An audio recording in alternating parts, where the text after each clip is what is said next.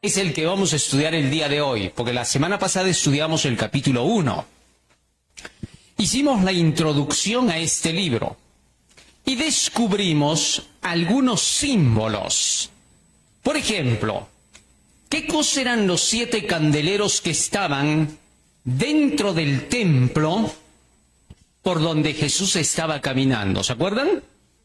A manera de memoria, ¿qué eran? Las 7 iglesias. Esas 7 iglesias representan a 7 periodos por los cuales pasará la iglesia antes de que Cristo regrese por segunda vez.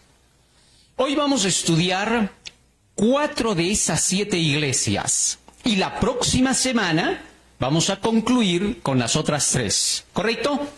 En sí, cada iglesia, por sus características, determina el tiempo en que esta iglesia existió. Vamos a ver, aunque estas 7 iglesias literalmente existieron en Asia, allí estaban estas iglesias cristianas representantes del pueblo de Dios, a su vez estas iglesias son un símbolo de 7 periodos por los cuales pasaría el pueblo de Dios. Primera iglesia, versículo 1, capítulo 2, verso 1. Escribe al ángel de la iglesia en Éfeso. Punto 1. ¿Qué cosa hemos dicho que significa aquí la palabra ángel? Mensajero. Deriva del término angelus. Entonces lo que está diciendo es, escribe al mensajero de la iglesia en Éfeso, es decir, al predicador de la iglesia en Éfeso. Ahora, Éfeso, aunque era un lugar, una ciudad, también tiene un significado su nombre. Éfeso significa amor ardiente, ¿correcto? Es decir, esta iglesia se caracterizaba por el amor ardiente que llevaba. Miren lo que se dice de ella.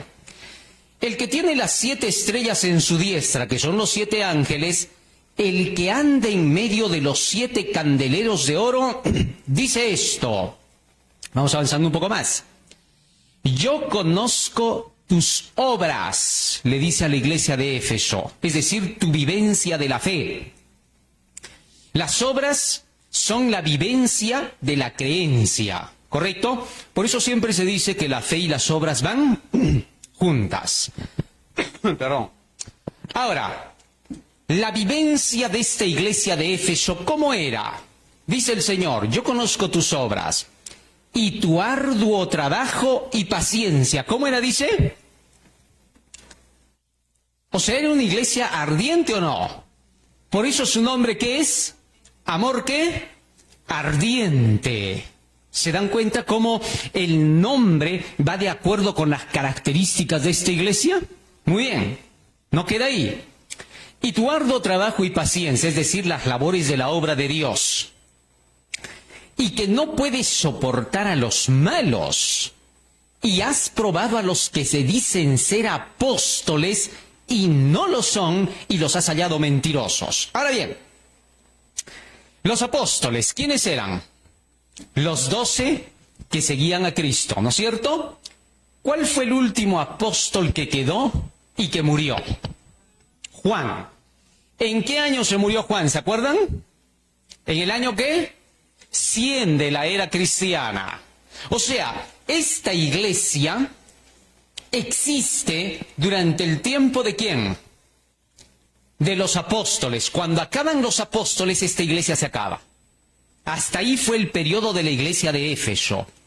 Y durante esa era apostólica, esta iglesia de Éfeso dice que era llena de amor ardiente. Ahora bien, ¿cómo es que probaba a los que se decían ser apóstoles y no lo eran? Segunda de Corintios, capítulo 11, versículo 14 hasta el 16. Fíjense lo que dice allí. Y no es maravilla, dice el apóstol Pablo, porque el mismo Satanás se disfraza como ángel de luz. Así que no es extraño si también sus ministros se disfrazan como ministros de justicia, cuyo fin será conforme a sus obras. Otra vez digo, que nadie me tenga por loco o de otra manera recibirme como a loco para que yo también me gloríe un poquito. El apóstol Pablo dice, Satanás se viste como ángel de luz. Y no es raro que sus ministros se vistan como apóstoles de Cristo. ¿Eso qué quiere decir? Que la iglesia apostólica cristiana, la primera iglesia de Éfeso, la que Cristo dejó, era capaz de darse cuenta cuando algún falso apóstol se revestía como ángel de luz. ¿Y cómo los probaba?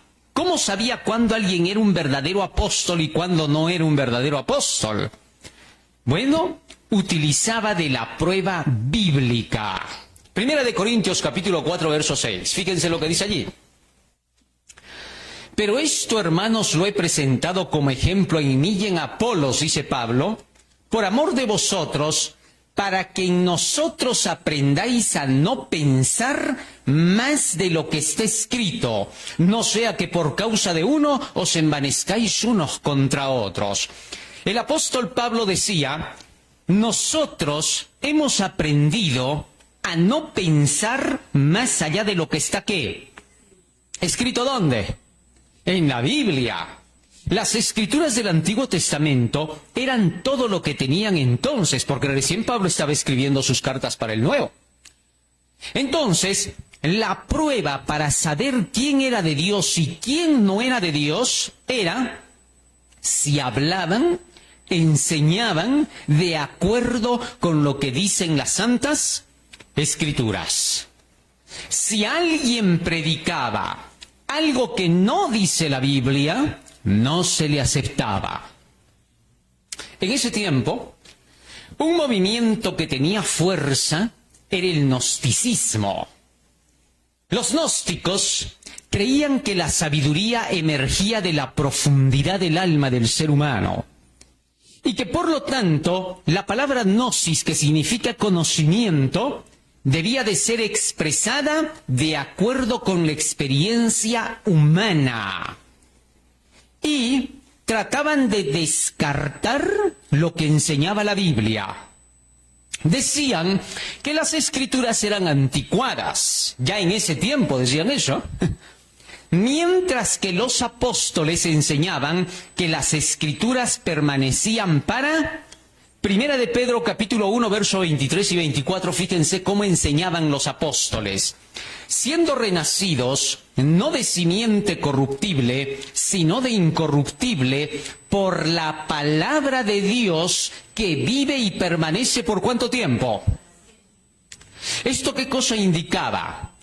Que ellos, los apóstoles, creían en las Santas Escrituras y no pensaban que este libro había pasado de moda. Pero los gnósticos querían introducir sus propias ideas. Fíjense en esto. Cuando la Biblia se hace de lado, cualquier aprovechador puede lograr dominar las mentes. Cualquiera va a venir diciendo, el Espíritu de Dios me habló, me dijo tal cosa, sentí por el Espíritu tal otra cual cosa. ¿Y tú cómo sabes que así es? ¿Cuántos se presentan en el púlpito y dicen, el Espíritu me habló esta semana, así como sé yo? ¿Ah? ¿Cómo puedo yo probar cuando el Espíritu le ha hablado a una persona? Solo hay una manera. San Juan capítulo 3, versículo 34. Miren lo que dice allí. Porque el que Dios envió, las palabras de Dios, ¿qué? Porque Dios no da el Espíritu por medida. O sea, no es posible que alguien tenga más espíritu y a él se le dé el conocimiento que no tiene la palabra, que no da la palabra o que otros no lo puedan tener. Así que entonces, la palabra del Señor es la única evidencia de que alguien está siendo conducido por Dios. De ahí que si se hace de lado la Biblia, cualquier cosa va a ser predicación y verdad. ¿Comprendes? Es por eso que durante los periodos de la Edad Media hasta la Edad Moderna, Satanás se ha encargado de querer deshacerse de la Biblia. ¿Para qué? Para que la organización eclesiástica tome su lugar o para que los falsos profetas quieran dominar al pueblo. Cuando no hay la palabra de Dios, la gente se desenfrena. Proverbios 29:18, fíjense lo que dice allí. Sin profecía el pueblo se ¿qué? Así de sencillo, más bienaventurado es aquel que guarda la ley. Así que entonces, cuando no hay la palabra de Dios, la iglesia anda a la deriva y cualquiera la puede controlar a su antojo. He ahí la forma en que probaban a los que se decían ser apóstoles y no lo eran, sino que ¿qué cosa eran? Regresemos otra vez a Apocalipsis y seguimos leyendo. Y que no puedes soportar a los malos, ya has probado a los que se dicen ser apóstoles y no lo son, y los has hallado mentirosos. Y has sufrido, ya has tenido paciencia y has trabajado arduamente por amor de mi nombre. Es decir, has llevado el evangelio. Porque ¿qué cosa es el nombre? El evangelio. Cristo dijo, donde 2 o 3 están reunidos en mi nombre, ahí estoy yo presente, ya lo hemos leído, ¿no es cierto? Entonces quiere decir que el nombre es el Evangelio de Cristo. ¿Estamos reunidos aquí en el nombre de Cristo o no? Sí, porque estamos estudiando su libro. Ahora, cualquiera podría decir, todas las iglesias dicen que se reúnen en el nombre de Cristo, pero ahora ya sabemos que reunirse en el nombre de Cristo es reunirse en el nombre de la Biblia. Y la Biblia sola. Ese es el detalle. Cientos de religiones dicen creer en Cristo. Pero ¿en qué Cristo se cree? ¿En el de la Biblia o en el Cristo imaginario? Porque últimamente la teología liberal, la teología moderna, están enseñando que Jesucristo es tu amigo imaginario. Que solo tienes que imaginarlo a Él, que tienes que sentirlo. Y que entonces cuando tú tengas a ese Cristo sintiéndolo dentro de ti, es porque estás con Cristo. Y por eso muchas de esas religiones se vuelven sensacionalistas. Buscan el lado sentimental, emocional, en lugar de seguir el lado de la porque la verdad es pura enseñanza, no es otra cosa. Cuando tú vienes a la iglesia, solo vienes a saber qué cosa dice la Biblia. Eso es todo. Cuando en la antigüedad se reunían los israelitas, los escribas salían y leían ante el pueblo todos los escritos de la ley. Y cuando terminaban de hablar, dándole el sentido a lo que estaban diciendo, la gente se iba tranquila porque había recibido la palabra de Dios. Tú no veías en la antigüedad a ninguno de los sacerdotes del santuario que se pusieran a bailar, a saltar, a gritar, a invocar. No se les veía así. Todos ellos estaban tranquilos enseñando la palabra de Dios. Porque lo que Dios quería que el pueblo conociera eran sus leyes. ¿Para qué? Para que todos se condujeran por el mismo sendero. Para que hubiera armonía, unidad en lo que hacían. Muy bien. Así que entonces el Señor le dice, has trabajado arduamente por mi evangelio y no has desmayado. Verso 4. Pero tengo contra ti que has dejado tu primer amor. ¿Qué cosa significa has dejado tu primer amor? La misma Biblia responde para que no nos vayamos a equivocar. Porque hay hermanos que dicen, dejaste tu primer amor, significa dejaste tu primera emoción con la iglesia. Dicen, cuando tú entraste, ¿te acuerdas cómo eras? Estabas emocionado, tenías ganas de todo, sentías ganas de que el mundo conozca lo que tú creías. Ese era tu primer amor. No. Esa es la primera emoción, no tiene nada que ver con el amor. Los sentimientos no tienen nada que ver con el amor. El amor es algo más profundo, es inmortal. Los sentimientos son pasajeros, son mortales. Así que jamás podríamos comparar el amor con el sentimiento. Son los griegos los que inventaron eso, ¿no? De que el amor era un sentimiento. Ahora, durante la Edad Media, el amor más bien era la imposición. A través del sistema romano. Y en el año 1950, el amor se volvió sentimental y erótico. Y ese es el amor que conocemos ahora, ¿no? Cuando tú le dices a una persona, hoy día vamos a hablar del amor, rápido piensa en la enamorada, el enamorado y las cosas que van a pasar en el día de los enamorados. Pero eso no es amor. Ese es el lado emocional y sentimental, pero la costumbre de la cultura moderna nos ha hecho creer eso. Entonces, el verdadero amor, ¿qué cosa es? El texto sigue diciendo, miren, tengo contra ti que has dejado tu primer amor. recuerda por tanto de dónde has caído y arrepiéntete y haz las primeras ¿qué? O sea que el primer amor, ¿qué cosa eran? Nada más. Las primeras acciones que hacías, ya sea que sientas o no sientas, vuelve a ser lo que hiciste cuando recién conociste el Evangelio. Lo que había pasado con esta iglesia de Éfeso era que había dejado de hacer sus primeras ¿qué? Y el Señor le dijo, si tú no haces las primeras obras que hacías, ¿qué va a pasar? Si no, vendré pronto a ti y quitaré ¿qué cosa? ¿Qué cosa es candelero? ¿Qué es candelero? Al principio les he hecho esa pregunta. Por esto, iglesia. O sea, le está diciendo, si tú no haces tus primeras obras, dejarás de ser ¿qué cosa? La iglesia que yo reconozco como mi iglesia. O sea, ¿quiere decir que Dios puede levantar una iglesia y luego la puede desconocer? Sí. ¿Dios levantó a la iglesia judía o no? ¿Y ahora qué dice Dios de la iglesia judía? Vuestra casa os ha sido dejada ¿qué? Así les dijo Cristo cuando salió por última vez de Judea, cuando ya iba a ser crucificado. Así que entonces Dios puede abandonar una iglesia que un día fue su pueblo. ¿Cuándo? Cuando no vuelve a ¿qué? ¿Saben qué cosa significa volver a las primeras obras? Significa volver a lo que hicieron los que originaron la iglesia, los pioneros. Una reforma verdadera en una iglesia no es un cambio en las doctrinas como lo hacen los movimientos reformistas, sino es un cambio en tus obras, en tus acciones.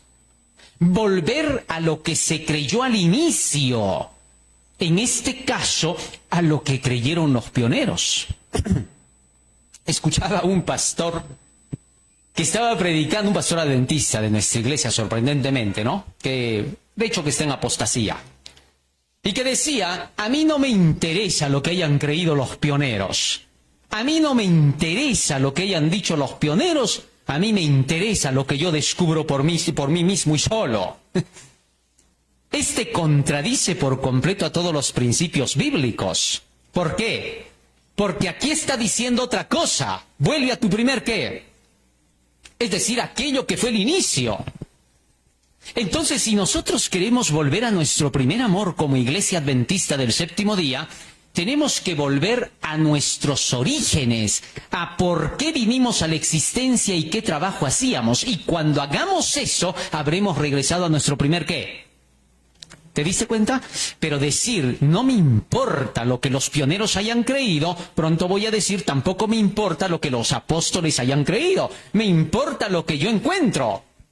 Y eso no puede ser. El Señor tiene un pueblo, lo conduce con una ley y quiere que todos sigan esa misma ley hasta el final del tiempo. Muy bien. Así que entonces se le instaba a Éfeso a volver a su primer amor ardiente. ¿Qué más? Si no, quitaré tu candelero de su lugar si no te hubieres arrepentido. ¿Qué cosa significa arrepentirse? Volverse de su mal camino. ¿Correcto? Eso quiere decir, si estoy yendo hacia la derecha, ahora ¿hacia dónde voy? Hacia la izquierda. O sea, cambio de ruta. Arrepentimiento es renunciar a eso que estaba haciendo para poder hacer una cosa opuesta, distinta. ¿Correcto? Y el arrepentimiento, de hecho, lo produce Dios cuando te convence de pecado por medio de su Espíritu Santo mostrándote su ley. Y te das cuenta de que estás en pecado, renuncias a eso y dices, había que hacer aquello, pues hay que hacerlo. El arrepentimiento no necesariamente requiere de lágrimas, de desesperaciones y gritos. El arrepentimiento es sencillito, es reconocer que algo está mal y que hay que corregirlo, hay la necesidad de corregirlo y comenzar a hacer lo correcto. Eso se llama arrepentimiento, no es cosa del otro mundo, eso se llama nacer de nuevo. Empiezas con nuevas ideas. Muy bien, entonces le dice acá, si tú no te arrepientes, yo te dejo de decir que eres mi iglesia. Fuerte el asunto.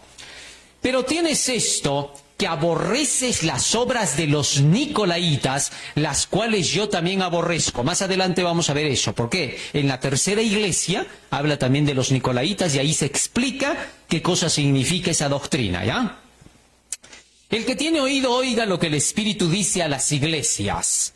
Al que venciere. ¿Qué cosa significa ser un vencedor? ¿Ah? Ahí está lo que dice. A ver, primera de Juan capítulo 5, verso 4. ¿Qué cosa es un vencedor, ya? Porque hay varios cristianos que todavía no saben lo que es ser un vencedor. Porque todo lo que es nacido de Dios vence al mundo. Y esta es la victoria que ha vencido al mundo. ¿Nuestra qué? Ah, la fe es la que vence al mundo. O sea, si tienes la fe, eres un vencedor. ¿Y cómo tengo fe? Romanos capítulo 10, verso 17. Fíjate lo que dice. Romanos 10, 17. Así que la fe es por el oír, y el oír por la palabra de Dios. ¿Dónde está la fe? O sea que si te llenas de la palabra de Dios, ¿de qué te estás llenando? De la fe. Cuanto más te llenes de la Biblia, más te vacías de ti. Ahora, a ver, algo fácil, sencillo para que todos nos demos cuenta. ¿De qué estamos llenos naturalmente los seres humanos? ¿Ah? ¿De justicia o de pecado? Nos hemos acostumbrado. Desde que hemos nacido y hemos tenido uso de razón, lo primero que hemos hecho ha sido pecar. Esa es la naturaleza del ser humano. ¿Ah? Entonces estamos llenos de pecado. Para que nosotros podamos dejar el pecado va a ser imposible. ¿Por qué? Si estamos llenos de eso. ¿Se dan cuenta? Entonces, como para nosotros es imposible dejar el pecado, Dios nos llena ¿de qué? De justicia, de fe. Cuando nos llena de su palabra, nuestros pensamientos cambian. Ya no pensamos como antes, pensamos como dice el libro. ¿Correcto? Como cuando el profesor te encuentra y no sabe sumar. El primer día el profesor dice, a ver, vamos a probar cómo son ustedes en conocimiento. Su primer día en el colegio. ¿Cuánto es 3 más 3? 14, profesor, se levanta uno. Y el otro se ríe. ¿Cómo va a ser 14? Son 21, profesor. Y todos dan lo que se imaginan. ¿Por qué? Pues todavía no conocen. Pero cuando el profesor les empieza a enseñar que 3 más 3 son 6, ahora les pregunta después de que les enseñó. A ver, le voy a poner un punto a quien me responda. ¿Cuánto es 3 más 3? 6. ¿Por qué dicen eso? ¿Ah? Porque ya aprendieron, porque su pensamiento ya ¿qué? Ya cambió. Así los pensamientos del hombre cambian ¿con qué? Proverbios 19, 21, fíjense lo que dice allí. Muchos pensamientos hay en el corazón del hombre, mas el pensamiento o consejo de Jehová, ¿qué cosa? O sea, cuando tú lees la Biblia, tan sabia es que te convence de lo que ella dice y te quita el pensamiento que tenías. Hay miles de personas que quieren dejar de mentir, de pecar, ¿no? Y dicen, ¿cómo hago? Se esfuerzan, gritan, lloran, oran todo el día y toda la noche. Hacen 100.000 rezos, agarran el látigo y se flagelan, se van al monasterio para no mirar el pecado, y ahí en el monasterio pecan triple. ¿Cómo se cura entonces la persona? ¿Ah? ¿De qué manera es la transformación? No es compleja. Los pensamientos de Dios, la sabiduría de Dios convence a tu necedad y la transforma. Es porque es así. El ser humano cuando se convence de algo, lo practica. Cuando no está convencido y solo se lo dice la iglesia, no lo practica. Por eso es que van a ver que el cristiano, ¿no? En la iglesia le dicen, harás, no harás, esto es pecado, aquello no. Y la gente vive como quiere, pero cuando está viniendo el pastor o el cura, ¿qué hacen? Ahí viene el padrecito, guarda todo, guarda la música, guarda, ya viene, pon la música de la monjita. Igual pasa en las iglesias protestantes. Ya viene el pastor, no te va a ver que estás haciendo eso. Y cuando se ve el pastor, ya, saca la música otra vez. ¿Es así o no? ¿Es por qué? Porque para que tú practiques tienes que estar convencido. Sin convicción no hay transformación. Y Dios te da conocimiento para transformarte. Salmo 119, versículo 11. Por eso el secreto, ¿cuál es? Llénate de la Biblia. Cuando te estés llenando de la Biblia y estés leyendo, ¿sabes qué te van a decir en tu casa? Primero te van a decir que eres un flojo, que eres un ocioso, que eres un fanático. Y luego te van a decir, lees y lees, peor eres. Sí, así te van a decir. Esa gente pues no entiende cuando no está convertida. Ahora, yo te voy a poner una ilustración solo para que captes lo que te estoy diciendo. Cuando tú vas al colegio y recién estás tu primera semana, segunda semana, ¿ya sabes sumar, restar, multiplicar y dividir? Ya, imagínate que tú regreses a tu casa y tu papá te diga, a ver hijo, ¿cuánto es 4 por 4? Papá, recién estoy aprendiendo sumas. ¿Cuánto es 10 más 10? 10 más 10... 15. ¿Eso te enseñan en el colegio? Ahí no sirven para nada. ¿A eso vas? Ya, bótame los libros ahorita, porque eres un hipócrita. ¿Así le diría un padre a su hijo? ¿Qué cosa le dice más bien? Ah, está bien, hijito, ya vas a ir aprendiendo. No es 15, hijito, es 20. Y qué raro cuando vienes a educarte acá, ¿no? Ya quieren que porque estás viniendo para acá seas un ángel en la calle, ¿no? Eso no va a pasar. Si tú vienes un día acá, ¿cómo vas a cambiar en un día? Si vienes un año acá, recién estás naciendo. Si vienes 5 años acá, ya podemos exigirte que tienes que vivir lo que predicas y lo que conoces. Recién te empezamos a empujar, porque recién te estás graduando. O tú te gradúas en medio año para medicina. ¿Cuántos años caminaron los discípulos con Cristo? ¿Y por qué estaban peleando todavía el último día cuando lo iban a crucificar a Jesús? ¿Ah? Eso no tiene sentido. Entonces, tú vienes a educarte. Y a medida que te vas educando, vas haciendo la transformación. Pero todavía te falta mucho porque tienes que seguir creciendo. Y que en tu casa te digan hipócrita porque hay cosas que todavía no cumples y que ellos sí las conocen. Ellos están más condenados que tú. Porque cuando Cristo venga, les va a decir, tú le decías hipócrita a él. Sí, sí, Señor, porque no cumplía ya. Eso quiere decir que tú conocías cómo se cumplía. Y si él no lo hacía, ¿por qué tú no lo hacías? ¿Y qué le vas a decir? Ahí no tienes escape. Así que entonces hay que tener cuidado. El sistema de educación es progresivo con Dios. Salmo 119, 11. En mi corazón he guardado tus dichos, es decir, tus palabras. ¿Para qué? Porque el pecado simplemente es el conocimiento que posees en tu mente y que crees que es lo correcto de hacer. A ver, hablemos solamente del servicio público, ¿ya?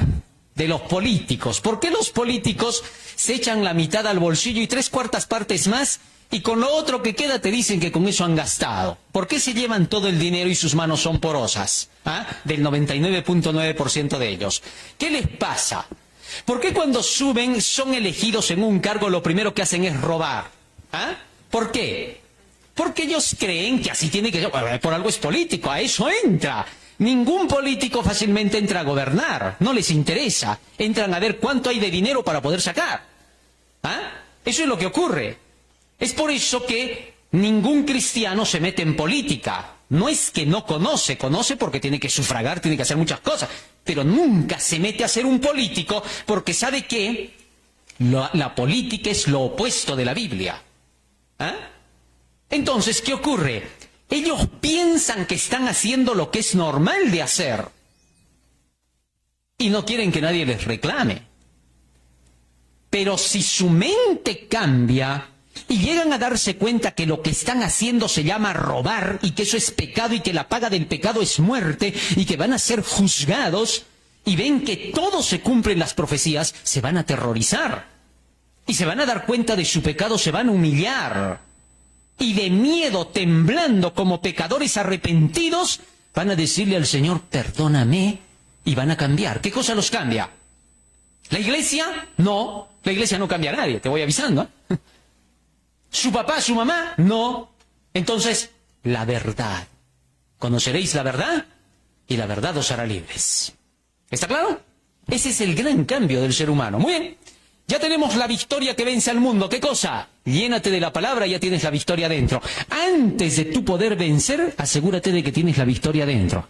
No puedes nada por fuera que no tengas por dentro. Proverbios capítulo 23, verso 7, fíjense lo que dice allí. Proverbios 23, 7. Porque cuál es su pensamiento en su corazón, tal es él. ¿Cómo es la persona? Como lo que piensa. ¿Miras mucho novelas? Ya, tu vida es una ¿qué? Así de simple. ¿Cuántas mujeres hay, El esposo trabaja, se mata, viene oloroso de tanto que ha sudado porque tiene que trabajar. Y lo primero que hace la mujer, apestas. ¿Por qué no eres como el galán de la novela? ¿Cuándo me vas a sacar así como en la novela? Yo quiero verme así. Mira esas mujeres. Y el pobre, pero mujer, estoy trabajando, si no, ¿de qué vivimos? Sí, pero deberías de ser como el galán. ¿Cómo trata el galán a su esposa ahí en la novela? ¿Cómo le dice amorcito, cielito? Tú no. A lo mucho entras, hola, ¿cómo estás? Y cansado, todavía no me dices nada. Reniegan cuando ese hombre más bien es fiel, está cumpliendo sus deberes, pero quieren al galán de la televisión. ¿Por qué quieren al galán? Porque se han llenado la cabeza del galán, de la mentira, del engaño, de lo que no existe. Ese galán de telenovela no existe en ningún lugar de la tierra. Búscalo y nunca lo vas a encontrar. ¿Por qué? Porque él solo está haciendo un papel ahí. Eso no es real. Digo eso para que entiendas que una cosa es el pensamiento cuando esté equivocado y que el hombre es de acuerdo, vive de acuerdo con ese pensamiento que posee. Entonces, ¿qué cosa hay que cambiar en el hombre? ¿Ah? ¿Simplemente las acciones? No, sino que cuando los pensamientos cambien, las acciones saldrán inevitablemente. ¿Por qué? Porque el esfuerzo del ser humano está en la medida de su pensamiento. A ver, esfuérzate por cambiar y Dios te va a decir, ¿cambiará el etíope su piel? ¿Se le van a borrar las manchas al leopardo? Imposible. Es porque no tienes las herramientas para el cambio. Las herramientas para el cambio son el conocimiento que Dios te da, el poder divino. Bien, regresemos ahora a Apocalipsis. Ya tenemos a la primera iglesia, ¿no?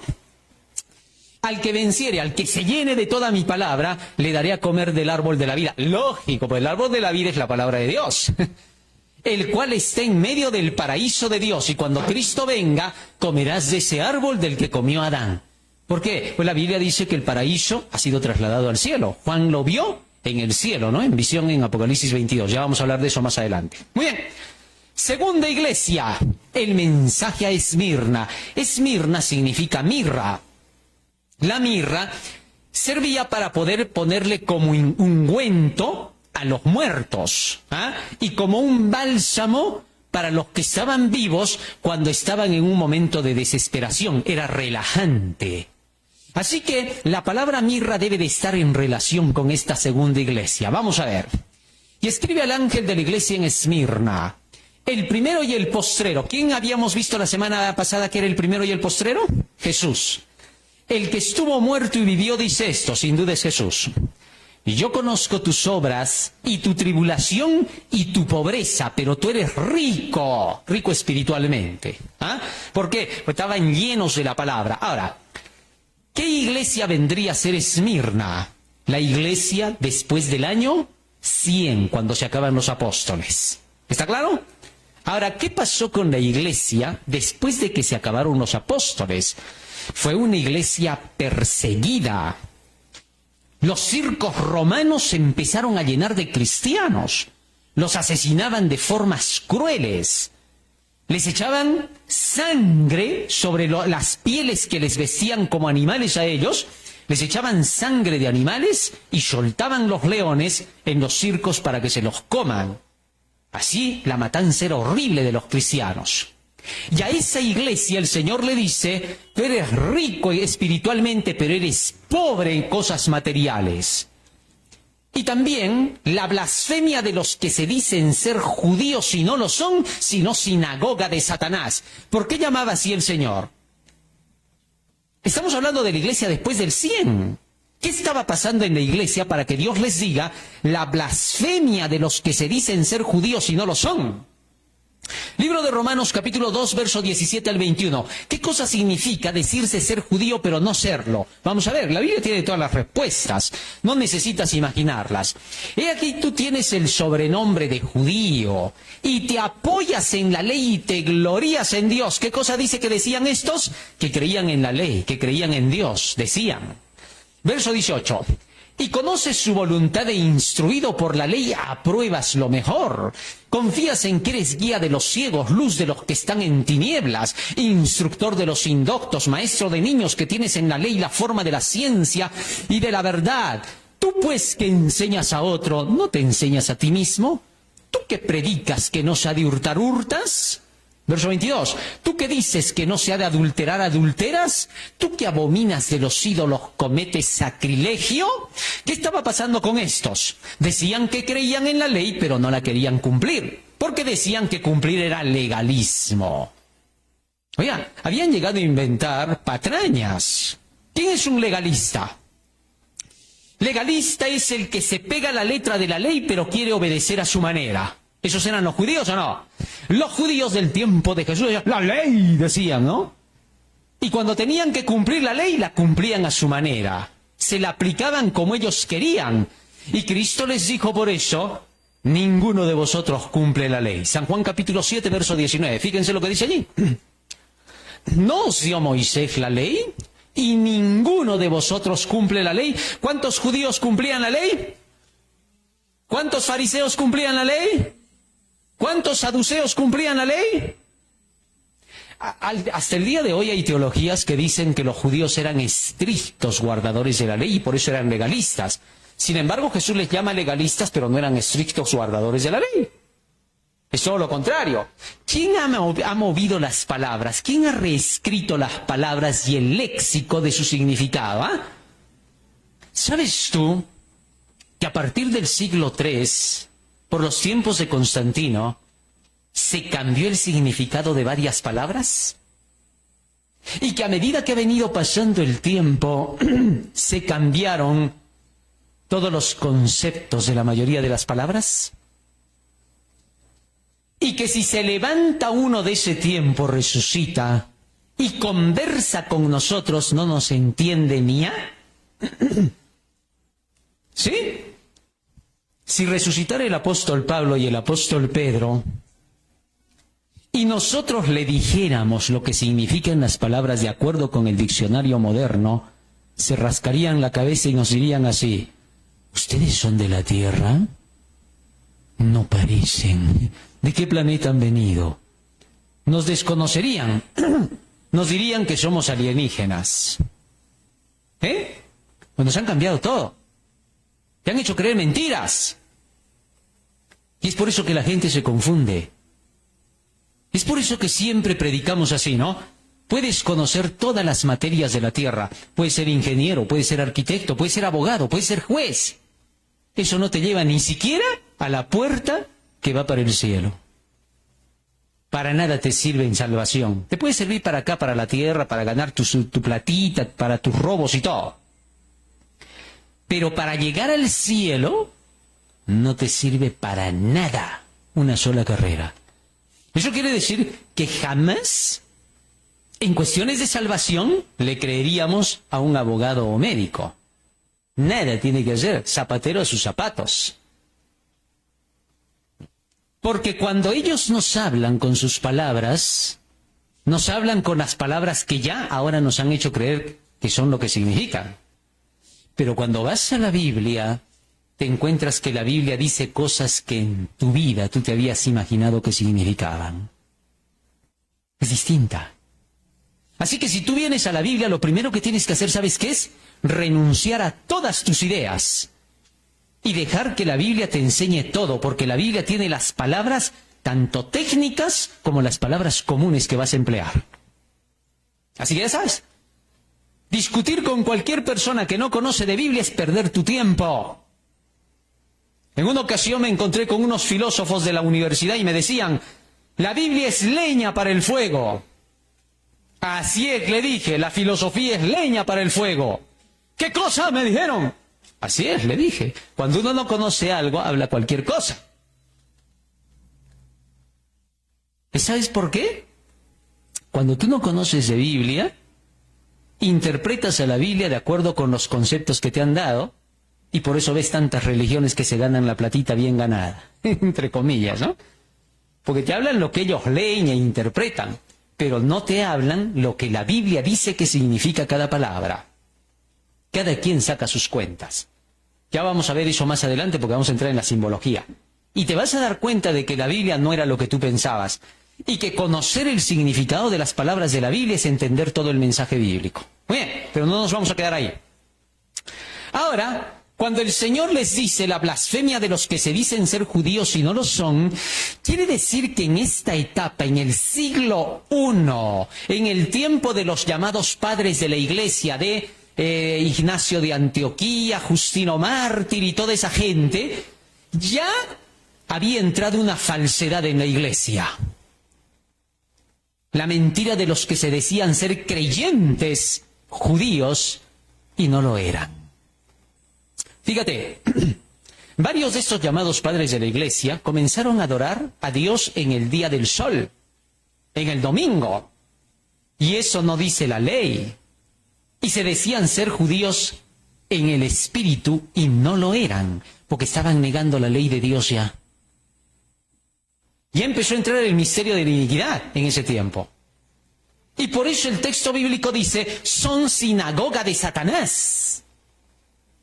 Ahora, ¿por qué les decía sinagoga de Satanás? ¿A qué se refiere con sinagoga de Satanás? ¿Sinagoga qué significa? Iglesia. Ahora, ¿a quién adoraban los paganos en la antigüedad? ¿A qué Dios? ¿A quién? Al sol. Baal. El sol fenicio. ¿Eh?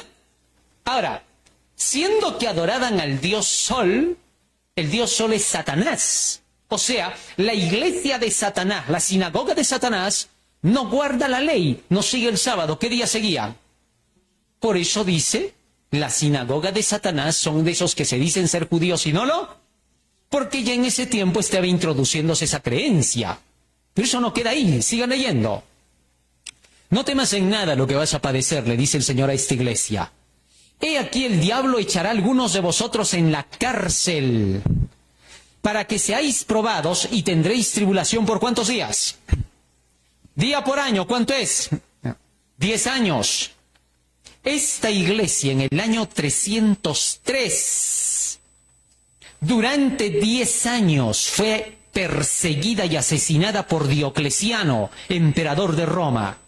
10 años de tribulación que llegaron hasta el 313, cuando sube al gobierno Constantino el Grande y frena las persecuciones contra los cristianos por intereses políticos. Entonces esta segunda iglesia, ¿hasta qué año llegaría? ¿Hasta el 300 qué? 13. Cuando pasan los 10 años de tribulación, porque después de eso se le dice, aguántate esos 10 años porque de ahí viene la tranquilidad. Ahora, sigue diciendo, sé fiel hasta la muerte y yo te daré la corona de ¿qué? ¿Por qué dice sé fiel hasta la muerte? Porque todos ellos iban a ser asesinados. Y solo se les pedía que siguieran con su riqueza espiritual hasta el último segundo. Y por eso se les daba este mensaje como mirra, un ungüento para que pudieran ¿qué cosa? Tranquilizarse. Así que el nombre iba con la iglesia. Pero eso no es todo. Y yo te daré la corona de la vida. El que tiene oído oiga lo que el Espíritu dice a las iglesias. El que venciere, el que se llene de mi palabra, no sufrirá daño de la segunda muerte. ¿Cómo se gana la vida eterna?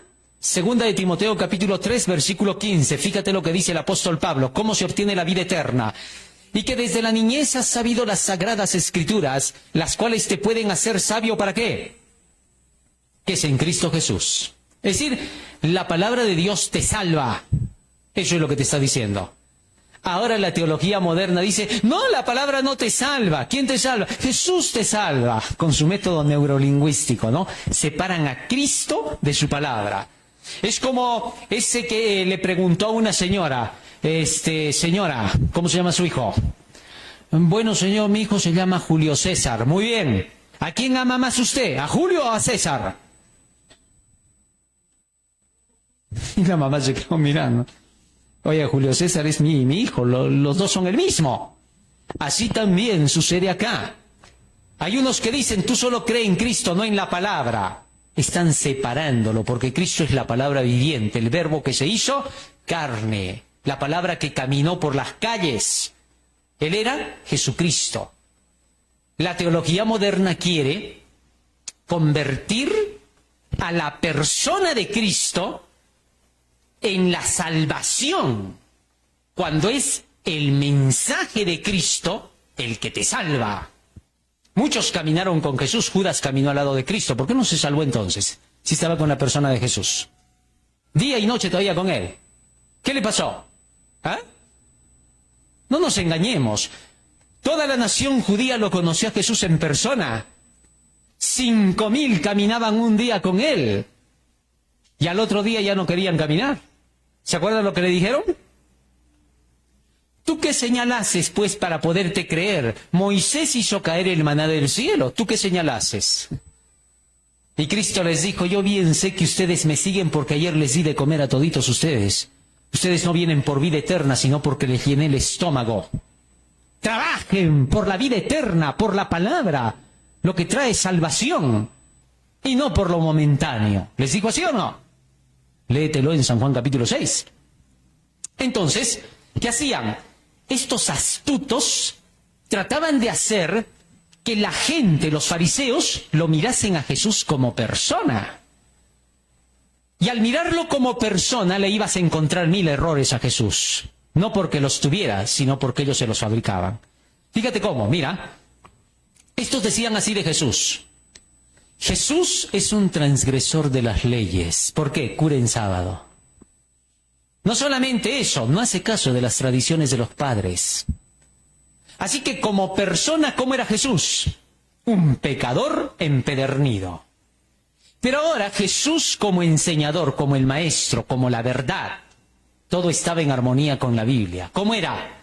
Perfecto, santo y puro. Es decir, Cristo es Salvador solo para los que estudian la Biblia. ¿Por qué? Porque van a reconocer a Jesucristo como está escrito de Él. Mas para los que no leen la Biblia, Jesús cometía errores. Tanto así que hasta su madre y sus discípulos en una ocasión se le pusieron en contra. Vino su madre a decirle, ¿por qué no obedeces a lo que dicen los dirigentes? ¿Y qué dijo Cristo? Cuando le dijeron, tu madre y tus hermanos están acá. ¿Mi madre y mis hermanos? Mi madre y mis hermanos son los que hacen la voluntad de mi Padre. Cualquiera diría que negó a María. Lo que pasa que la reprendió. Porque no podía ser posible que no creyeran en Jesucristo a pesar de que estaban oyendo sus palabras todos los días. Y rápido recapacitaron su madre y sus hermanos y se pusieron otra vez de parte de Jesús. Porque tenían la verdad.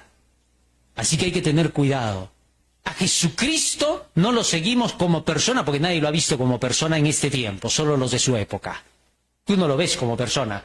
Cristo no quería traer a la gente a su persona, sino a su verdad. Léete Isaías 53 en casa, dice, le veremos, pero no sin belleza terrenal. Es decir, no se le veía lo divino, para que le deseemos, para que deseemos sus enseñanzas. Con su conocimiento mi siervo justo justificará a muchos. Así que ten cuidado con la teología libertina, yo le llamo, ¿no? No liberal. Esa teología es la que hace creer esas mentiras y trata de cambiar el sentido y hace pensar que creer en Cristo es creer simplemente en su persona y en su nombre. No, creer en Cristo es creer en la verdad que Él proclamaba. Por eso cuando Pablo le dijo al carcelero, cree en Jesucristo y serás salvo, ¿a qué se estaba refiriendo? A sus enseñanzas. Cree en lo que dice Jesús y serás salvo. Nunca simplemente le dijo, cree en Jesús. El carcelero hubiera dicho, ¿y quién es Jesús para que yo crea? Bueno, Jesús fue el que predicamos, pero yo no lo he visto, ¿cómo voy a creer en Él? Ustedes lo han visto, muy bien por ustedes, pero yo no. Es que no se refería a eso. Por eso Cristo dijo, el que cree en mí, las obras que yo hago, él también las hará. Así que no cambiemos el sentido de las cosas.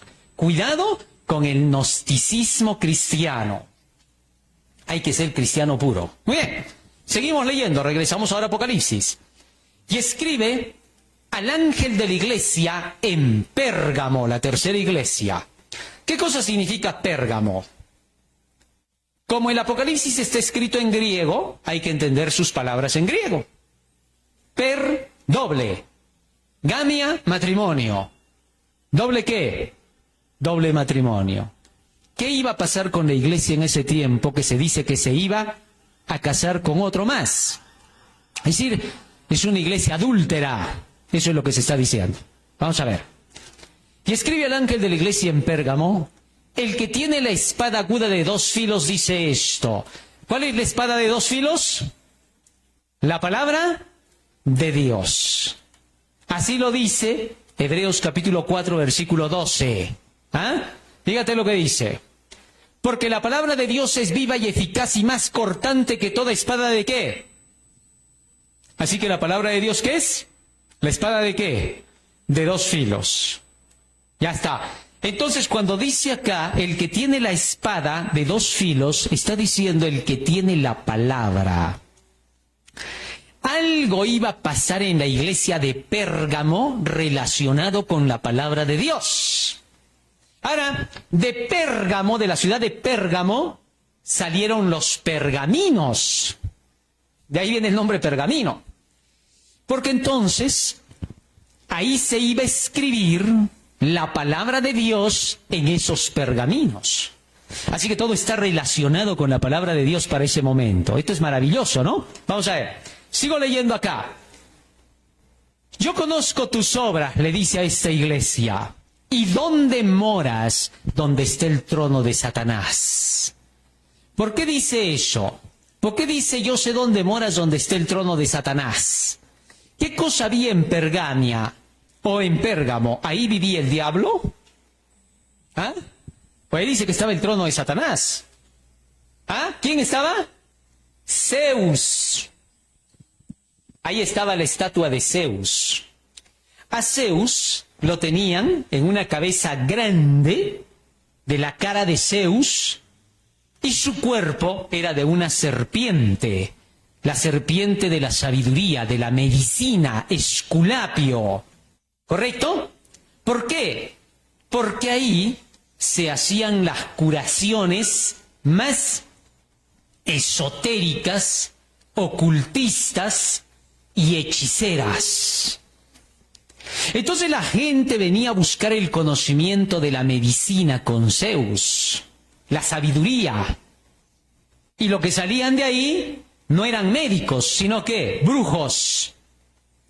Eso era lo que salía.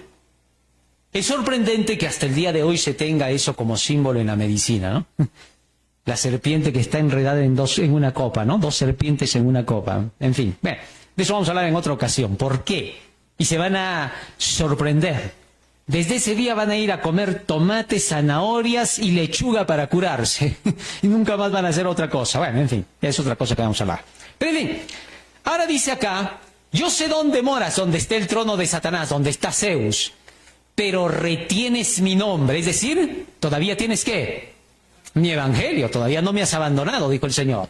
Más aún, y no has negado mi fe, mi creencia, ni aun en los días en que Antipas significa contrapadre, anticontra, paz padre, ¿correcto? Es decir, este Antipas tiene un significado simbólico. Sigue diciendo, mi testigo fiel fue muerto entre vosotros. ¿Por qué? Mira por qué. Estamos hablando de la iglesia después del 313, ¿no es cierto? Porque ya acabamos con la anterior, con los 10 años de persecución. Estamos hablando del tiempo de la iglesia cuando Constantino el Grande fue el que tomó la iglesia y se hizo el cabeza de la iglesia.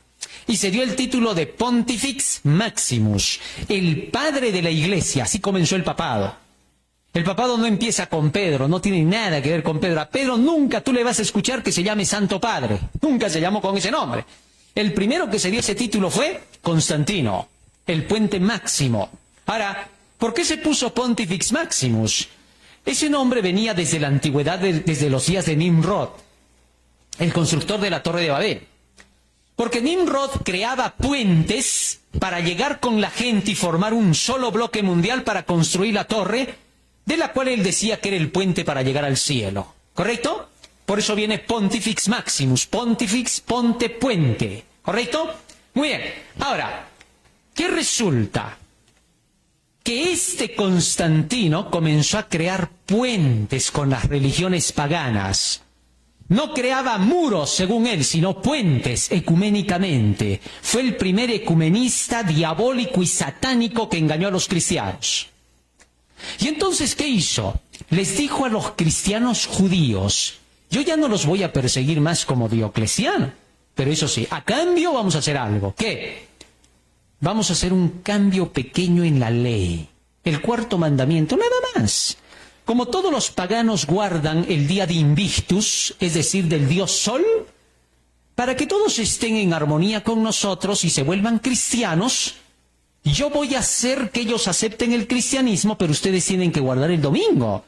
¿Por qué? Para que ellos piensen que siguen adorando a su dios Sol. Y los cristianos que guardaban el sábado, entonces aceptaron la propuesta porque estaban cansados y aburridos de que los persigan. Traicionaron a Cristo. Pero otro gran grupo de cristianos huyeron, porque ahora iban a ser perseguidos por Constantino, por guardar el sábado. Y se fueron a habitar en los valles, lejos de la ciudad. Y ahí se convirtieron ellos en los pasaginianos, que fueron llamados más adelante los insabatas, porque guardaban el sábado, o insabatatis. Y estos insabatas o insabatatis dieron origen a los valdenses, que llegaron hasta el año 1400. Nada de que Pedro Gualdo, ni cosas, ni falsedades. Esos son inventos de la Iglesia Católica. Entonces estos valdenses proclamaban el sábado, eran vegetarianos y cumplían toda la verdad, porque vivían en los valles. Y fueron exterminados por la Iglesia Católica en el año 1400. Con la Inquisición, con sus persecuciones terribles. ¿Ah? Así desaparecieron los valdenses. Pero ahora, ¿qué significa? Aquellos que eran antipas eran los que estaban contra ese padre Constantino. Contra padre, contra el falso santo padre. Por eso llamaban antipas. Y eran el siervo fiel de Jesucristo. Y esos fueron perseguidos y asesinados, muchos de ellos. Por eso dice, ahí mataron a mi testigo fiel, donde mora Satanás. Ahora, cuando la iglesia aceptó el cambio del sábado por el domingo, también aceptó lo que Constantino introdujo. A la diosa Semiramis le puso por nombre la Virgen María. La Virgen María era judía. Por lo tanto, sus facciones eran judías, pómulos salientes, ojos redondos, quijada larga.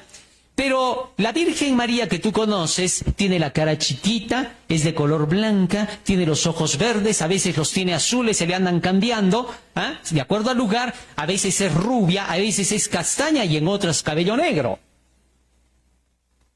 Tanto así que hubo un tiempo, cuando la Iglesia Católica en esa época vendía los cabellos de María, ¿no? Y varios comenzaron a decir, miren, venden los cabellos de María. Y vendían tantos cabellos que dijeron, ¿tan pelona era María? ¿De dónde sacan tanto? Y lo que era peor, salían rubios, salían castaños, salían negros. ¿Cuál era de María? Lo que estaba pasando era que se estaban introduciendo mentiras. Pero eso no es todo. Esto que estoy contando es historia, pues, ¿no? Para que conozcas. Ahora, ¿qué ocurre? Durante ese tiempo, la diosa Semiramis, que era María, o mejor dicho, que era la diosa, reina del cielo de los babilonios, se convirtió en la Virgen María y se le dijo que era abogada y mediadora en favor de los santos. Luego, al dios Júpiter, ese que tenía sus cuernos, ¿no? Júpiter, se le puso por nombre San Pedro. Y por eso el Pedro que está en la Basílica de San Pedro en el Vaticano en Roma tiene sus cuernitos. Bueno, Pedro nunca tuvo cuernos. Eso era Baal. Y así los dioses paganos pasaron a ser llamados los santos cristianos. Y se hicieron varias innovaciones a la iglesia. En tiempos de Clodoveo, más adelante, se llegó a juntar la iglesia con el Estado para desatarse una abominación espantosa contra el pueblo de Dios más adelante con el papado. Pero ahora, teniendo todo eso en cuenta, durante ese periodo es que se cumplió esta iglesia. Y el paganismo se mezcló con el cristianismo y la iglesia tenía dos maridos, a Cristo y al paganismo. Pergamia, doble matrimonio. ¿Te diste cuenta? Y entonces Jesús ahora pelearía con la espada de dos filos que salía de su boca. Con la Biblia iba a demostrar que todo eso no era bíblico y que por lo tanto era idolatría. Solo la Biblia puede demostrar lo que es verdad. Miren lo que le dijo el Señor. Pero tengo unas pocas cosas contra ti, que tienes ahí a los que retienen la doctrina de Balaam, que enseñaba a Balac a poner tropiezo ante los hijos de Israel, a comer de cosas sacrificadas a los ídolos y a cometer fornicación. ¿Qué cosa es la fornicación? ¿Ah? Ezequiel, capítulo 16, verso 17. La fornicación carnal ya sabemos lo que es. Pero ¿qué cosa es la fornicación espiritual? Porque estamos hablando en símbolos, no te olvides. ¿Qué estaba pasando con la iglesia? ¿Por qué dice que estaban enseñándole a fornicar a la iglesia? En tiempos pasados el Señor había dicho a su pueblo, no darás a tu hijo y a tu hija a los que son paganos, porque harán fornicar tras sus dioses a tus hijos y a tus hijas. Y mira lo que dice acá, tomaste asimismo tus hermosas alhajas de oro y de plata que yo te había dado, y te hiciste imágenes de hombre y fornicaste con ellas. ¿Qué cosa es la fornicación? Idolatría. Y por eso dice, ahí tienes a Balaam. ¿Quién era Balaam entonces? Constantino. Él representa al falso profeta, mentiroso. Tienes ahí a ese mentiroso, decía el Señor. Pero eso no es todo. Sigamos leyendo. Y también tienes a los que retienen la doctrina de los nicolaitas, la que yo aborrezco. Los nicolaitas eran un movimiento que en el año 300, ¿por qué lo dejé para este tiempo? Porque al principio, en el tiempo de Éfeso, no se entendía bien quiénes eran los nicolaitas. Porque no estaba muy explicado. De ahí que muchos declaraban que uno de los diáconos, de los 7 diáconos, llamado Nicolás, mencionado en el libro de Hechos, fue el que levantó el movimiento nicolaita. Sin embargo, para el año 300, en los tiempos de Constantino, las cosas se aclararon, porque ya la secta de los nicolaitas estaba abierta, y era una secta que enseñaba que había que dedicarse a los deseos de la carne, porque ya eran santos. Era una doctrina gnóstica mezclada con el cristianismo, donde te decían, cuando tú ya eres cristiano, ya eres santo. Así ya estás santificado. Así que todo lo que tú hagas ya no es pecado. ¿Por qué? Porque todo lo que tú hagas ya es santificado. Y se dedicaban a la borrachera, sexo, orgía, todo tipo de desastres carnales. Y decían, es que ya somos santos. Como estamos santificados por Dios, en nosotros ya no es pecado. Eso enseñaban los nicolaitas. La fe sin obras. Cree, solamente cree. Ya creíste, ya eres santo, ya no necesitas obedecer ninguna ley, ningún mandamiento. Esa doctrina de la falsa justificación por la fe, de la doctrina de la carne santificada, es la doctrina que ha acompañado a Roma y al protestantismo hasta el día de hoy, donde se enseña que basta con que tengas fe. Aquí las obras de la fe, estoy hablando, no las necesitas. Es por eso que varios dicen que los que creen en la ley son legalistas, dicen, ¿no? ¿Tú crees en la ley? Te dicen, sí, creo en la ley. ¿Tú ya eres perfecto? ¿Ya eres santo? ¿Para que creas en la ley? Eso quiere decir que ni siquiera saben lo que es creer en la ley. Porque los que creen en la ley son más bien los que saben que son pecadores. Los que no creen en la ley son los que se creen justos, porque ya no hay nada que los condene. Lo único que te condena de pecado es la ley. Por la ley se conoce el pecado. El pecado es transgresión de la ley. Y donde no hay ley, no hay pecado. Así que los que niegan la ley, esos movimientos, ¿qué están queriendo decir? fariseos completos, porque los fariseos eran los que se creían santos. ¿Qué significa la palabra fariseo? Santo. ¿Qué significa la palabra saduceo? Justo. Así que cuando ellos se decían que eran fariseos y saduceos, se decían santos y qué.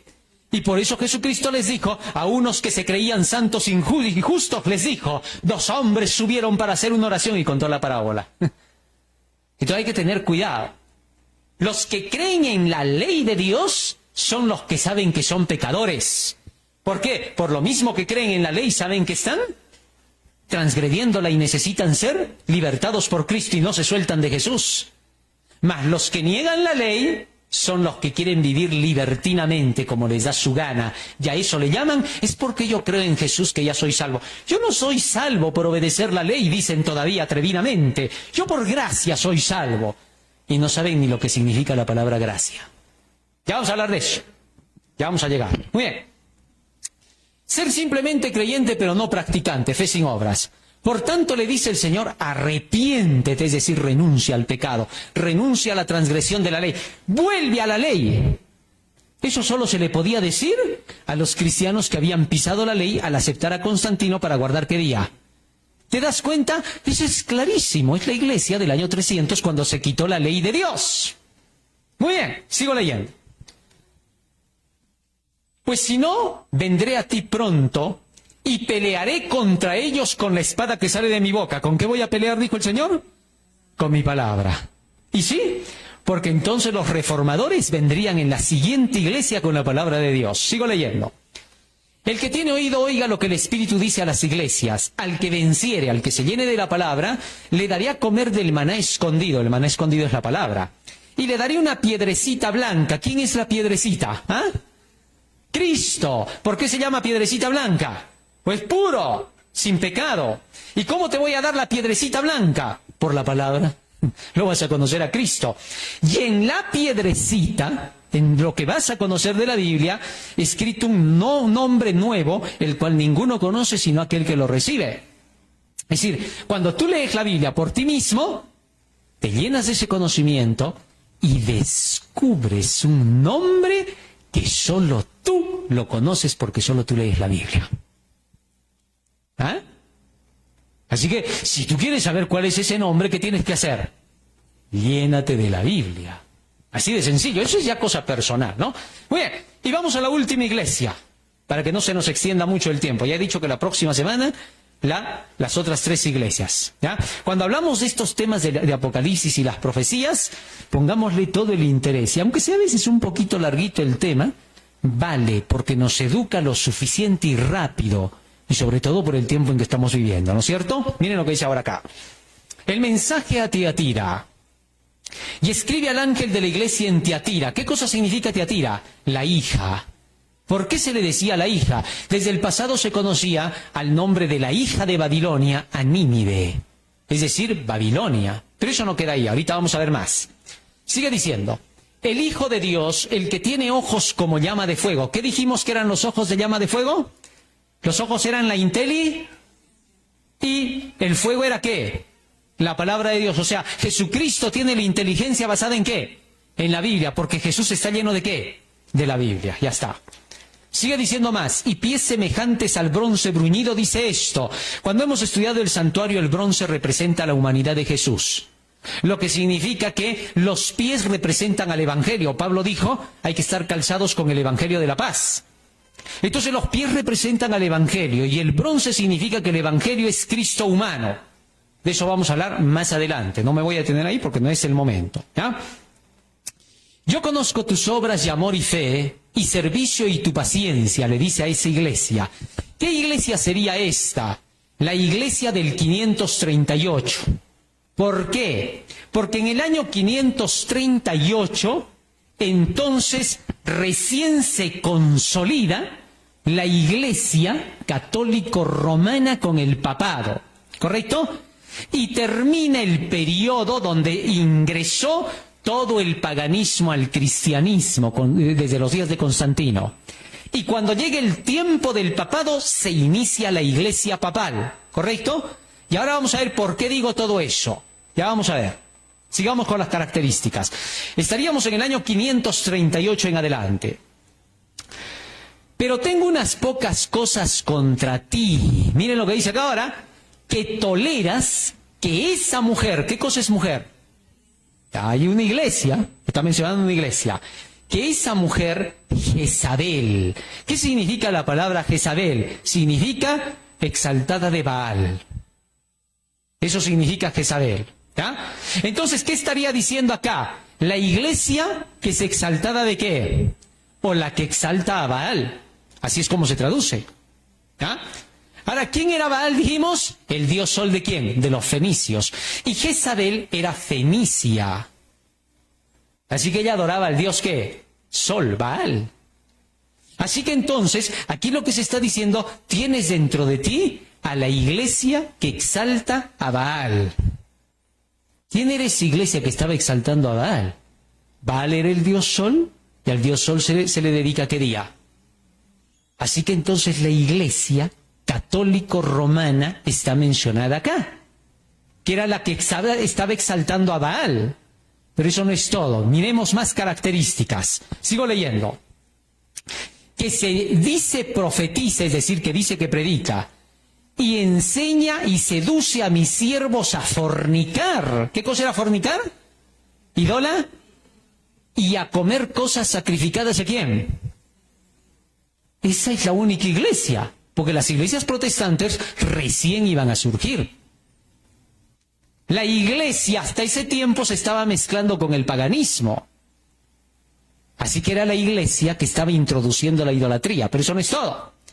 Y le he dado tiempo para que se arrepienta. ¿Cuánto tiempo se le dio según la profecía? 1260 años al poder papal. ¿Desde cuándo comienza el poder papal? 538. ¿Hasta cuándo llega? Así que estamos hablando de ese poder o no. ¿Es esa iglesia o no? Pero eso no es todo. Pero no quiere arrepentirse de su fornicación, es decir, no quiere dejar su idolatría. Ahora yo pregunto, ¿qué cosa estaba en discusión durante el tiempo de la Reforma? ¿Qué reclamaba la Reforma? ¿Ah? ¿Qué reclamaba la Reforma? Que estaban dejando de lado a Jesucristo, a sus méritos de Cristo como Salvador único, y que estaban poniendo las obras de la Iglesia, María y los santos, para que la gente se salvara. ¿Eso reclamaba la justificación por la fe o no? Sí, señor. La venta de indulgencias, los abusos de la excomunión. ¿Eh? Y entonces, durante ese tiempo, se le exhortó a que se arrepienta de su fornicación, de su idolatría, de sus creencias paganas. Pero no quiso. Y entonces, ¿qué pasa? He aquí yo la arrojo en cama y en gran tribulación a los que con ella adulteran. Ahora, esta iglesia iba a ser llevada a tribulación por adúltera. ¿Qué cosa es el adulterio? Romanos capítulo 7, fíjense, estamos hablando espiritualmente, porque ya sabemos que el adulterio es la traición e infidelidad matrimonial. Pero en simbología, vamos a ver. Romanos capítulo 7, versos 2 y 3. Miren lo que dice el apóstol Pablo. Porque la mujer casada está sujeta por la ley al marido mientras éste vive. Pero si el marido muere, ella queda libre de la ley del marido. Así que si en vida del marido se uniere a otro varón, será llamada adúltera. Pero si su marido muriere, es libre de esa ley. De tal manera que si se uniere a otro marido, no será adúltera. ¿Cuándo es adúltera, dice una mujer? Cuando deja la ley de su marido. La mujer es la iglesia, Cristo es el marido. Dejar la ley de Cristo, los 10 mandamientos, convierte a una iglesia en adúltera. ¿Qué iglesia es la que dejó los 10 mandamientos en esa época? Roma. Porque no habían las otras todavía. Estamos hablando de la iglesia que se iba a prostituir. Es el pueblo de Dios, de quien se iba a ver que adulterarían, dejando entrar a Jezabel en sus términos. Toleraron a Jezabel. Sigue diciendo más. Regresemos a Apocalipsis. Y luego sigue diciendo, yo voy a echarle en gran tribulación. ¿Cómo sucedió eso a todos los que dejaron la ley de Dios? Esto sucedió en el tiempo de las persecuciones contra los católicos en Inglaterra con Enrique VIII. Y entonces Enrique VIII dio leyes que hicieron que se persigan a los católicos y mataron a miles de ellos. Entró en tribulación. Y más adelante Napoleón Bonaparte se llevó preso al Papa Pío VI en 1798. Interesante, o sea, se cumplió. Y luego sigue diciendo, si no se arrepienten de las obras de ella, y a sus hijos heriré de muerte, y todas las iglesias sabrán que yo soy el que escudriña la mente y el corazón. Aquí hay algo interesante. Miren esto. Cuando llegamos al tiempo ya en que esta iglesia sería perseguida, la católica, ahora sí ya estaban los protestantes en el escenario. Ya aparecieron, porque Enrique IV fue el que fundó la iglesia anglicana de Inglaterra, la que persiguió a los católicos. Y ya para ese tiempo habían otras iglesias, la husita, estaba la luterana, entonces ya habían más iglesias. Y para el tiempo de 1798, cuando fue llevado preso el Papa Pío VI, ya habían hartas iglesias protestantes. Y por eso es que dice, y todas las iglesias, todas las protestantes, sabrán que yo soy el que escudriña la mente y el corazón, y os daré a cada uno según vuestras obras. Es decir, todo eso les iba a quedar a las iglesias protestantes para que miren lo que pasó con la iglesia católica y no repitan los mismos hechos.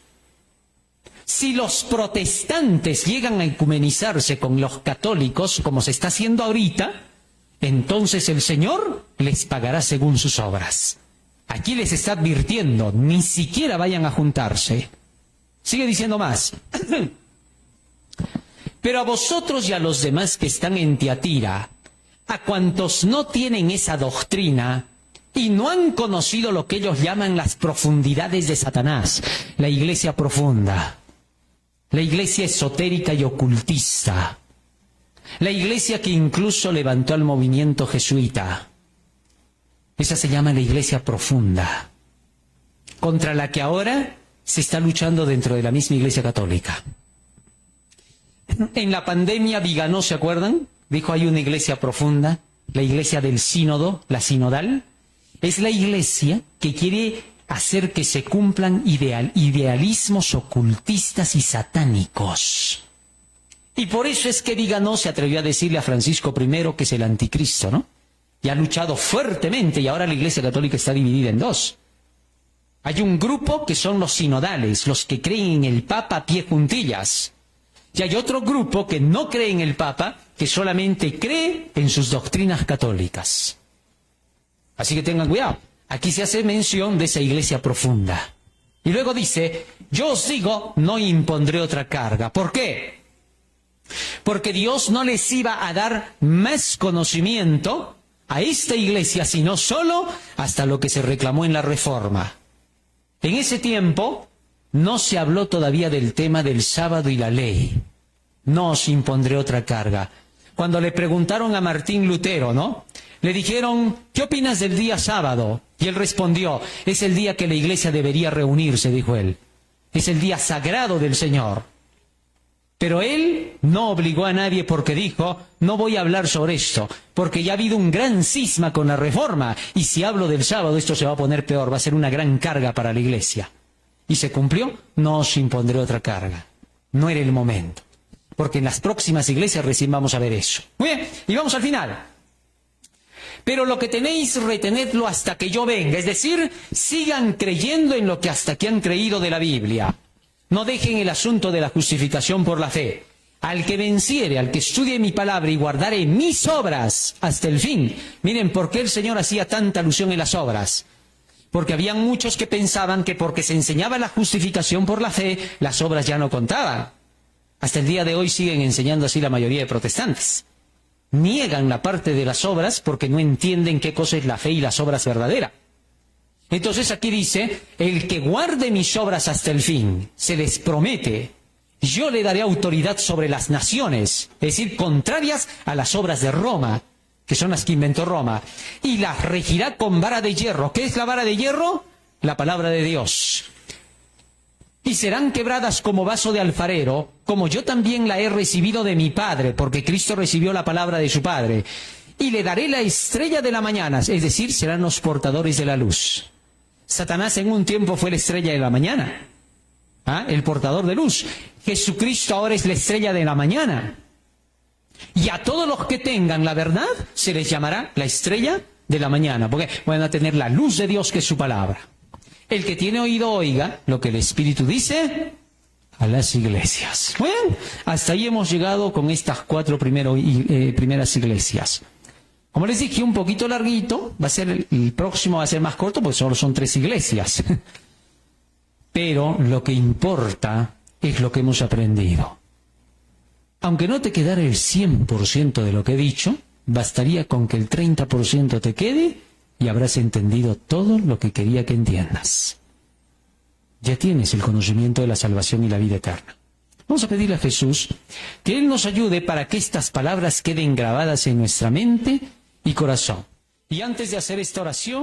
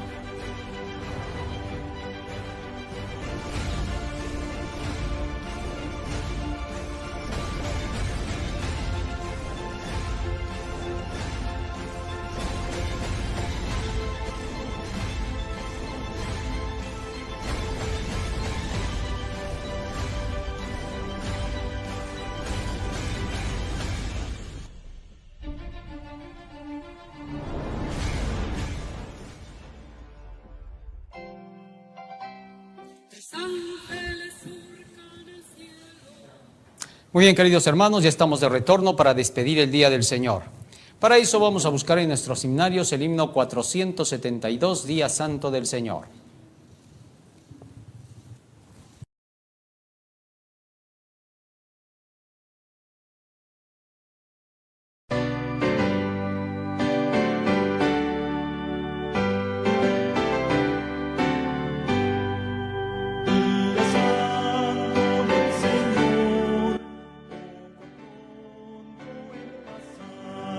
Solo vino poco y al lo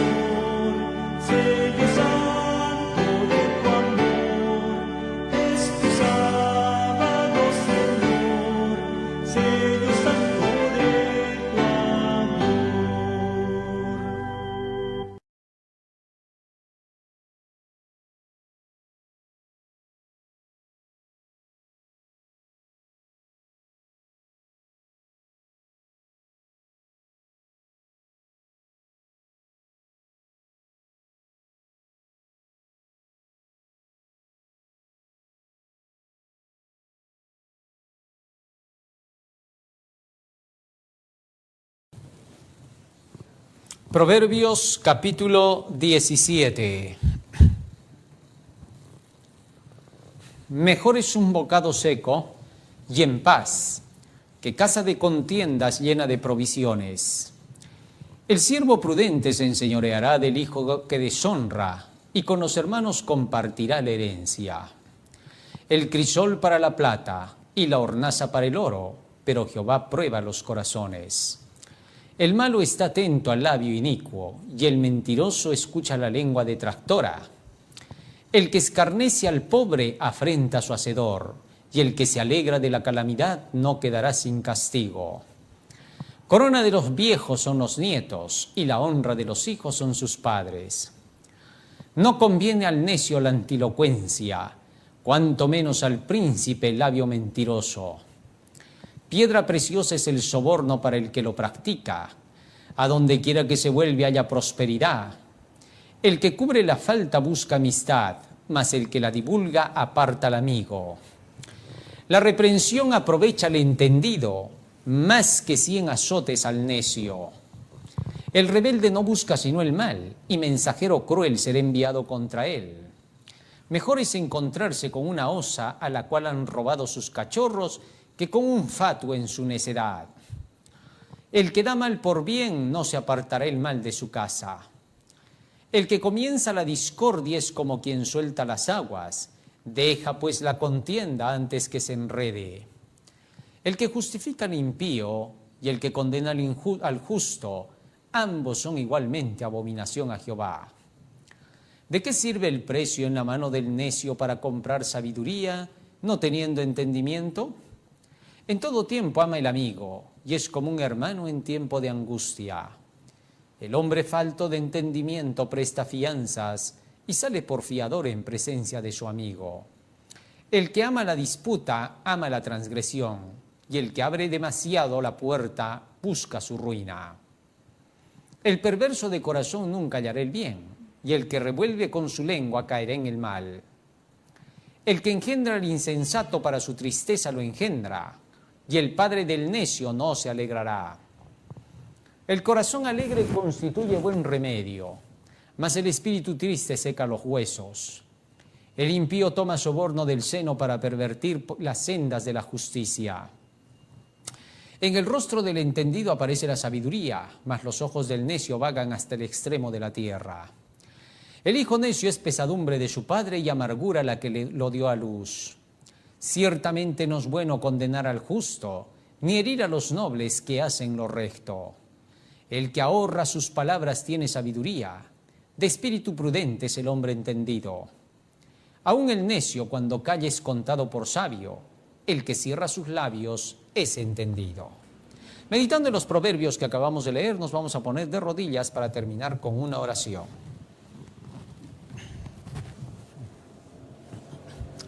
Bondadoso Padre que moras en los cielos, estamos agradecidos a ti por las benditas palabras que nos has dado. Te suplicamos, Padre Santo, que todo esto que hemos estudiado quede grabado en nuestra mente y corazón para que sea el motor que impulse nuestras acciones. Y al comenzar esta nueva semana, derrama de tu Santo Espíritu sobre cada uno de tus hijos para poder cumplir la misión que nos has encomendado. Ya sea en nuestros trabajos, estudios, en cualquier cosa que tengamos que realizar, Señor, para dar testimonio de tu verdad. A su vez te rogamos que nos reúnas un próximo sábado para seguirte honrando, alabando, glorificando tu santo nombre, porque te lo rogamos en el nombre de Jesús. Amén. Amén, Señor. Amén.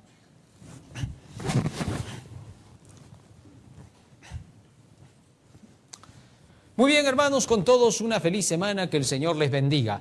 No se olviden que estamos a través de las redes, ¿no? Estamos en X, estamos en Instagram, estamos en Face, estamos en TikTok, estamos en DRC Noticiero, estamos en dariora.com, estamos en Patreon, estamos en Yape para que puedas apoyar con tu economía para terminar esta obra lo más pronto posible. Si deseas hacerlo por interno, también lo puedes hacer. Que el Señor te bendiga, que pases una feliz y hermosa semana. Amén.